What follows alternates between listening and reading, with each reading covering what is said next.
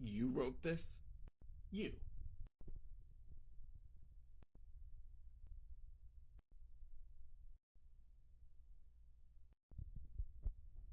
Okay then. I will absolutely give credit where credit is due. Even though it is the product of a cult, I have to say it is very educational. It goes into the anatomy, talks about hormones, how to make sure the woman actually enjoys it.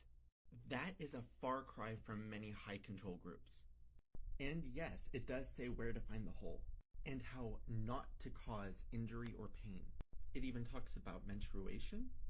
One thing that's interesting though, we followed the laws of the Torah, but yet he says that circumcision's no longer commanded. In the cult, men are circumcised. The book completes with wedding night instructions. There's also talk on the right positions. 2 positions, everything else is abnormal. Good job, buddy, you did a good job. As I mentioned before, his book actually was very educational. However, there were still a couple things I wanted to bring up. When I was in the cult, there was almost never a mention of proper lovemaking. There was a lot of talk about inappropriate lovemaking. It was my impression that married couples could pretty much do whatever they wanted with each other. Consensually, of course. So his dogmatic expression of what positions were appropriate was foreign to me. 2 days ago, my mother sent me this book. I had no idea. And she told me that this was swept under the rug. She also said, imagine what the ministers had to go through when it first came out.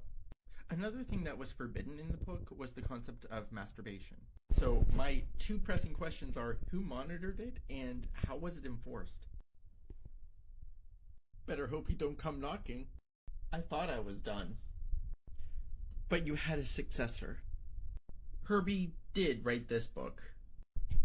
And David Pack thought it was such a brilliant piece of literature that he wrote his own version in his own words. I found this information out thanks to comments from this channel here. They also have a YouTube channel. This is Pack's version. Unknown dimension. It's definitely much more direct. Feel free to pause. He tells you how to set the mood, the creativity behind everything, how to make sure not to crush your spouse, make sure to use your elbows and knees, how to make sure that both sides enjoy it. It really does give more detail than Herbert did about this. And there are more than 2 prescribed positions. Basically, it says don't get too carried away. Credit where credit is due, I guess. But there's also a video introduction.